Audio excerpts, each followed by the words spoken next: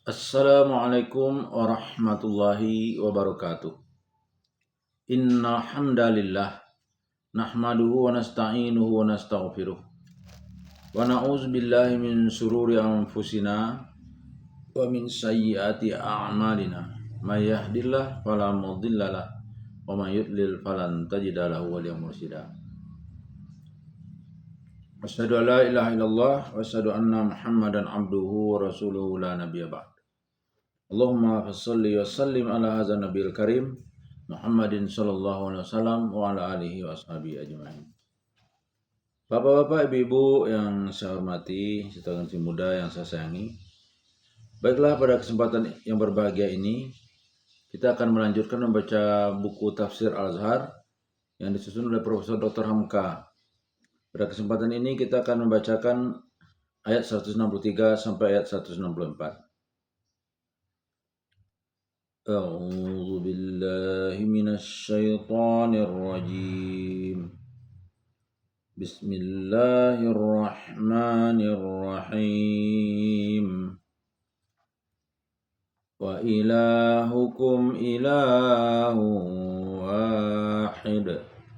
La ilaha illa huwar rahmanur rahim. Inna fi khalqis samawati wal ardi wa ikhtilafil laili wan nahari wal fulkil lati tajri fil bahri bima yanfa'un nasa wa ma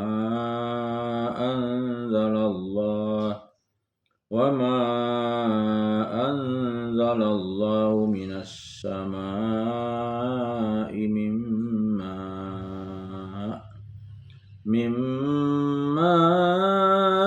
fa'ahya bil arda ba'da mautiha wa batha fiha min kulli dabbah wa tasrifir riyahi was sahabir musakhkhari bainas samaa'i wal ardi la ayatin liqaumin ya'qilun. Ayat 163. Dan Tuhan kamu itu adalah Tuhan yang Maha Esa. Tidak ada Tuhan melainkan Dia yang Maha Pemurah lagi Maha Penyayang.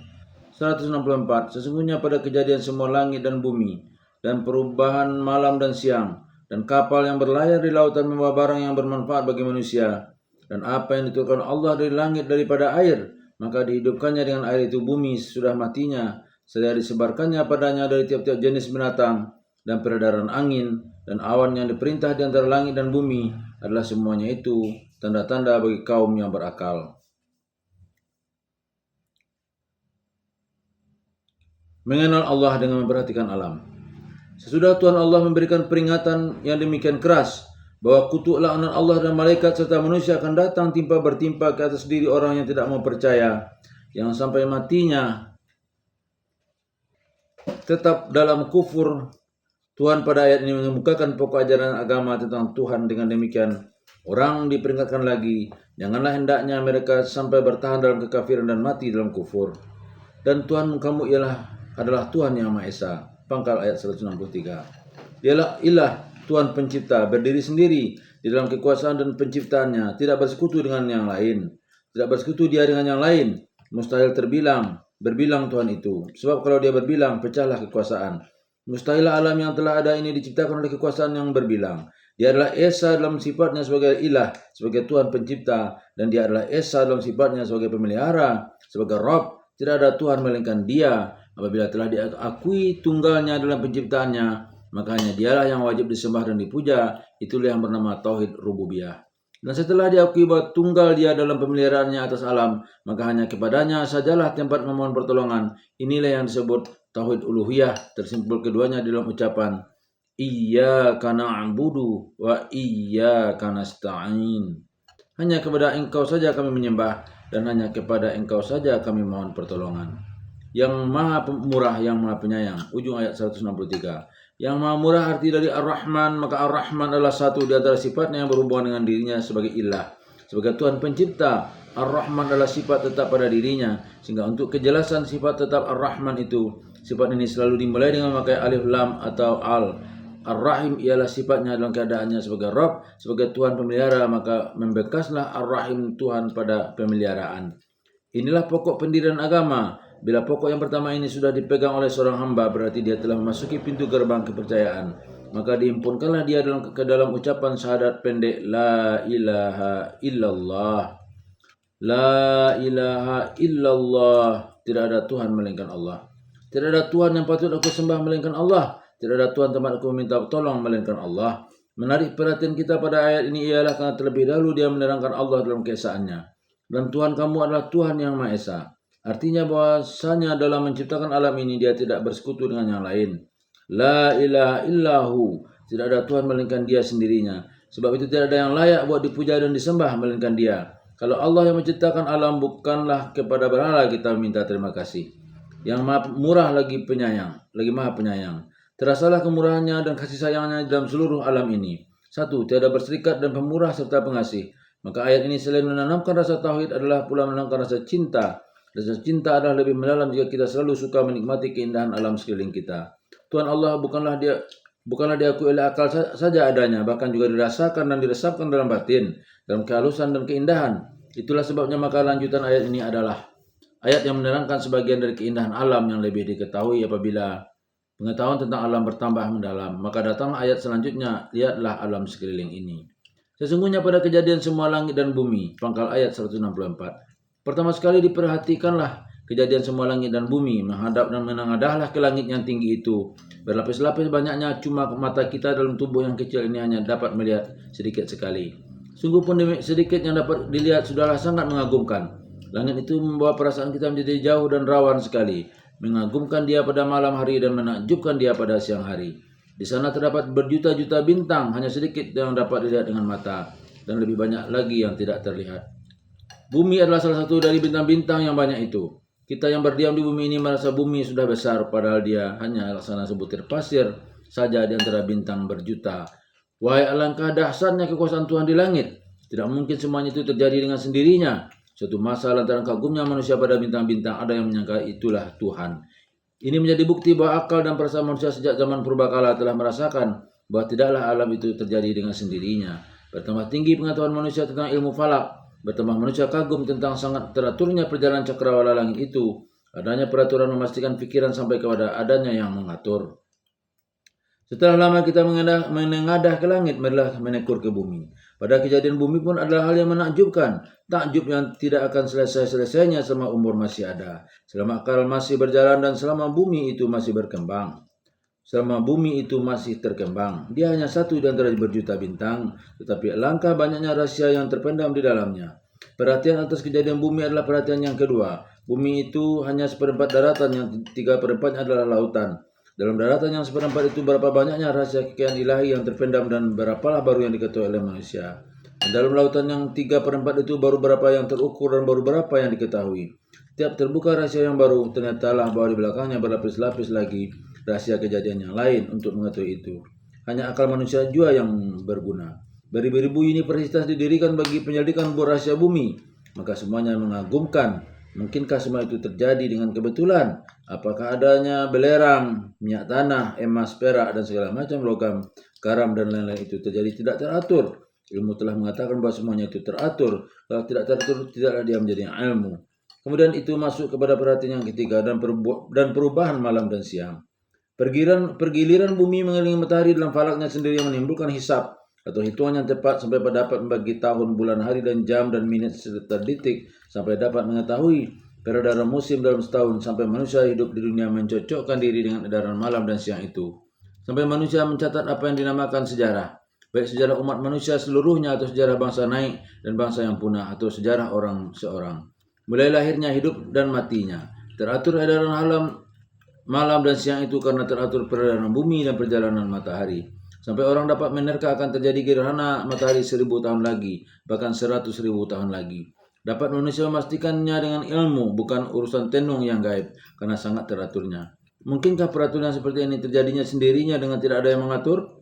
Kemudian itu masuk kepada perhatian yang keempat, dan kapal yang berlayar di lautan membawa barang yang bermanfaat bagi manusia. Sesungguhnya sejak zaman purbakala manusia telah tahu membuat kapal. Makanya manusia berani membuat kapal walaupun pada mulanya sangat sederhana sekali. Ialah karena kepada manusia telah diberikan pengetahuan tentang peredaran angin dan kegunaan laut.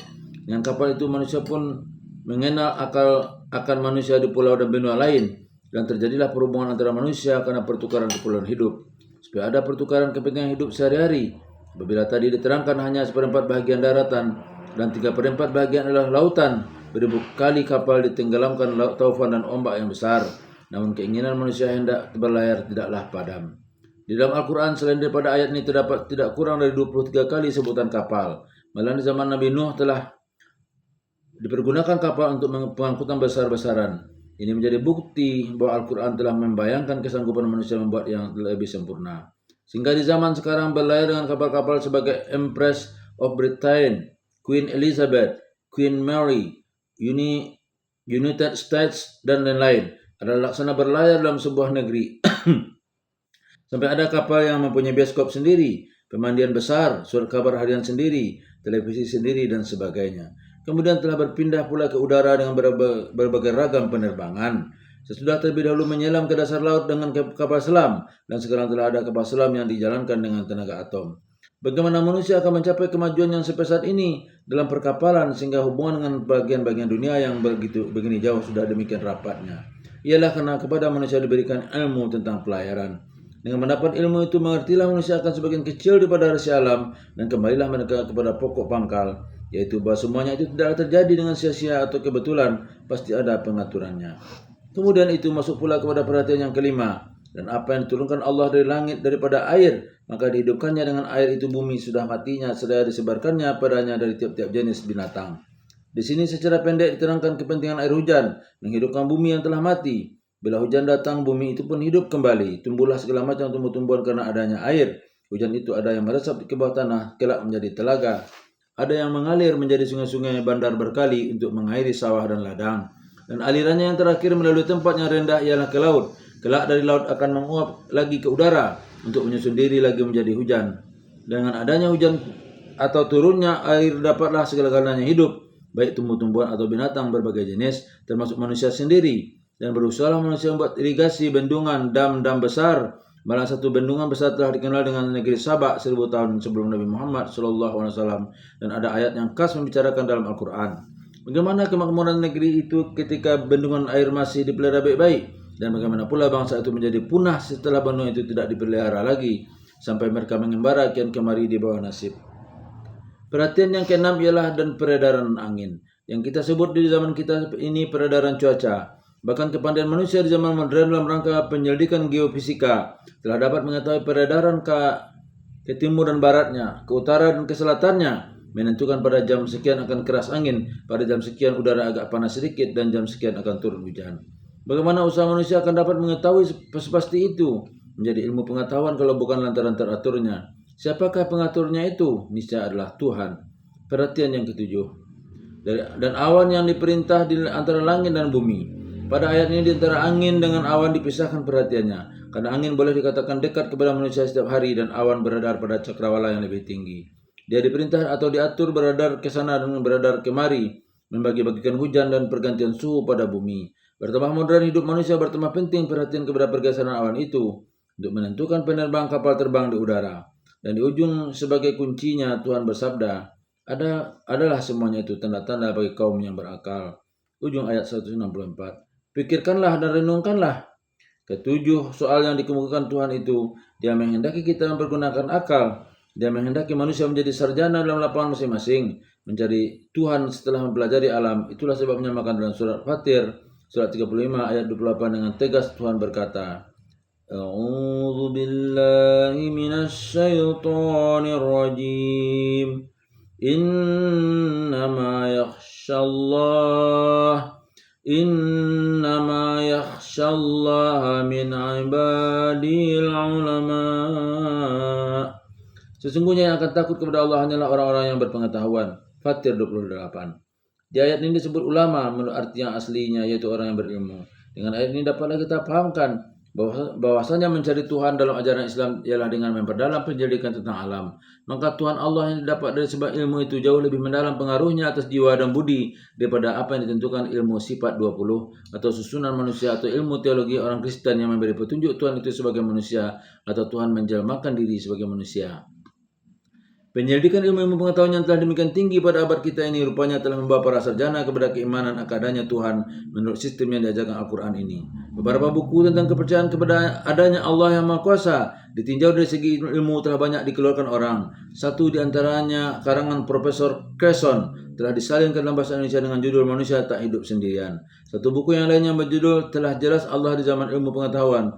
Beberapa orang ahli telah menulis dalam buku itu dan dari bidangnya masing-masing tentang hal ini. Buku ini telah disalin oleh Dr. Damar Dasi Abdul Majid Sarhan ke bahasa Arab. Dari tulisan Dr. Frank Allan yang dimulai di halaman 7 dapat dikutip di antaranya begini. Pastilah asal-usul alam ini ada penciptanya, itu yang dahulu tidak ada permulaan, yang maha tahu dan maha meliputi pengetahuannya itu atas segala-galanya, maha kuat yang kekuasaannya tidak terbatas. Pastilah seluruh yang ada ini dia yang menciptakan. Dan dia adalah akal yang tidak berkesudahan, dia Allah dengan sendirinya, dengan hikmat yang maha sempurna menciptakan bagian-bagian dari proton itu sehingga bisa menjadi penetapan dari hidup. Maka dia bangunkan, dia diberi bentuk dan diberinya anugerah rahasia hidup. Di halaman 41 di dalam pula tulisan Dr.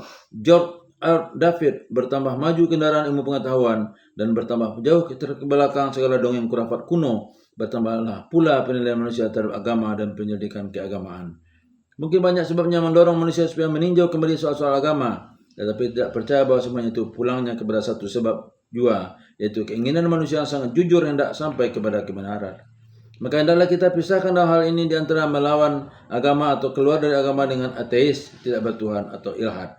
Dan kita akui bahwa orang yang keluar dari sebagian pikiran-pikiran kuno beragama yang diterima di ajaran setengah agama, karena hendak percaya kepada satu wujud yang maha kuasa dan maha agung, belumlah dituduh bahwa orang itu telah ateis, tidak mempercayai Tuhan. Orang semacam ini mungkin tidak memeluk suatu agama, tetapi dia percaya bahwa Tuhan Allah ada. Bahkan boleh jadi imannya kepada adanya Tuhan Allah berdiri atas sendi yang amat kokoh. Maka kalau kita turutkan pelajaran mencari Tuhan yang ada dalam Al-Quran dengan seksama, maka bertemulah kita dengan kenyataan bahwa mencari Tuhan secara ilmiah modern ini telah mendekati kepada apa yang dikehendaki Al-Quran. Amat menarik lagi apa yang telah ditulis oleh Dr. Walter Oscar Lindbergh yang dimulai di halaman 33 diantaranya demikian. Kegagalan beberapa sejarah dalam memahami dan menerima pokok-pokok dasar pendirian tentang pengakuan adanya Tuhan dari segi ilmu pengetahuan adalah dari beberapa sebab. Dua diantaranya hendak kita sebutkan. Pertama, maka orang sampai tidak percaya kepada adanya Allah ialah karena langkah yang ditempuh oleh setengah organisasi atau gerakan internasional yang berdasarkan ateis. Menurut program politik tertentu yang bertujuan menyebarkan paham tidak bertuhan dan memerangi kepercayaan kepada Allah. Sebab mereka pandang bahwa kalau kepercayaan kepada Tuhan masih ada, sangatlah bertentangan dengan dasar gerakan itu. Kedua, walaupun telah bebas akal manusia dari ketakutan, tidak juga mudah membebaskan dari fanatik dan sentimen. Di dalam sekalian gerakan agama Kristen selalu ditanamkan kepercayaan sejak dari masa kanak-kanak bahwa Tuhan itu ialah berupa manusia sebagai pengganti dari kepercayaan bahwa manusia itu adalah khalifah Allah di bumi ini. Dan setelah akal bertumbuh selanjutnya dilatih mempergunakannya dalam metode-metode ilmu pengetahuan, maka rupa yang ditanamkan sejak masa kanak-kanak itu tidaklah juga dapat mereka sesuaikan dengan jalan pikiran teratur atau logika yang dapat diterima. Akhirnya setelah gagal segala usaha menyesuaikan pikiran keagamaan kuno, yang kuno itu dengan metode berpikir ilmiah dan logika, kita dapati ahli-ahli fikir yang demikian mencoba melepaskan dirinya dari kesulitan itu dengan membuang habis pikiran tentang Allah. Setelah mereka sampai ke keadaannya begini, di dalam persangkaan bahwa mereka telah melepaskan diri daripada kekacauan pikiran agama bersamaan dengan hasil-hasil yang menyebabkan kekacauan dalam jiwa, maka tidaklah mereka mau lagi kembali memikirkan soal ini. Bahkan mereka tantang setiap pikiran baru yang anda hubungannya dengan memperkatakan tentang Tuhan. Menarik pula tulisan Dr. George Herbert Brown diantaranya di halaman 84. Semata-mata telah percaya kepada adanya Tuhan belumlah menyebabkan seorang telah dapat disebut beriman. Karena setengah manusia takut akan ikatan-ikatan yang dibelenggukan kepada kemerdekaan pikirannya karena mengakui bahwa Allah itu ada. Ketakutan itu bukan tidak berdasar karena kita saksikan kebanyakan sekte-sekte Kristen sampai pun kepada sekte yang boleh disebut besar kerap memaksakan suatu macam pikiran kepadanya secara diktator. Tidak sah lagi bahwa kediktatoran pikiran ini lain tidak hanyalah pikiran manusia saja, bukan suatu keharusan dari agama. Misalnya kitab Injil sendiri diambil orang kebebasan berpikir seketika dia berpikir bersama-sama. Dan sebagai kuncinya kita salingkan perkataan Dr. John Adolf Bohler dari halaman 104 dan 105. Dan pastilah kita dapat merasakan kodrat Allah pada segala peraturan yang dijadikan dan undang-undang yang tunduk kepada segala yang ada. Mungkin manusia ini sanggup menafsirkan segala yang sulit karena telah mendapat rahasia dari peraturan-peraturan yang mengaturnya itu. Tetapi manusia lemah tak sanggup untuk membuat sendiri undang-undang itu, sebab undang-undang itu adalah ciptaan Allah semata-mata. Kepandaian manusia hanya membongkar rahasia itu untuk dipakainya mencari rahasia alam yang belum dia ketahui. Setiap undang-undang dan peraturan yang didapat oleh manusia sebenarnya akan memperdekatkannya kepada Allah dan kemampuan untuk mencapainya. Itulah dia tanda-tanda yang dengan dia Allah itu bertambah nyata. Mungkin buat mengenal Allah bukan ini saja jalan satu-satunya. Mungkin juga Allah dapat kita kenal dari kitab-kitab suci misalnya. Tetapi kejelasan ada Allah yang disaksikan pada penciptaannya atas alam yang kita saksikan ini, bolehlah dikatakan yang sepenting-pentingnya dipandang dari segi kita. Banyak lagi kata-kata lain dalam buku itu yang tidak dapat lengkap kalau hanya kita salin saja. Yang lebih baik ialah bila ditelaah seluruh isi buku itu akan memberikan kesan kepada kita bahwa dalam kalangan sarjana alam yang besar di zaman modern ini telah timbul satu kepercayaan yang murni terhadap adanya Allah, ialah sebagai akibat daripada mendalamnya ilmu pengetahuan, terutama pengetahuan teknik dan fisika atau apa yang disebut ilmu pengetahuan eksakta. Renungkan kembali ayat yang kita tafsirkan ini dan baca kesan dari ahli-ahli dan sarjana itu sampai kita kepada kesimpulan. Dengan mempelajari keadaan alam, kita akan sampai kepada kepercayaan akan adanya Allah. Sistem yang dianggap modern ini telah dimulai oleh Al-Quran sejak 14 abad yang lalu, dan dengan ini kita mendapat kesan pula bahwasanya suatu ilmu pengetahuan modern yang menjauhkan diri dari kepercayaan akan adanya Allah sudah terhitung kolot atau dikacaukan oleh ambisi-ambisi politik golongan tertentu. Billahi taufiq wal hidayah. Wassalamualaikum warahmatullahi wabarakatuh.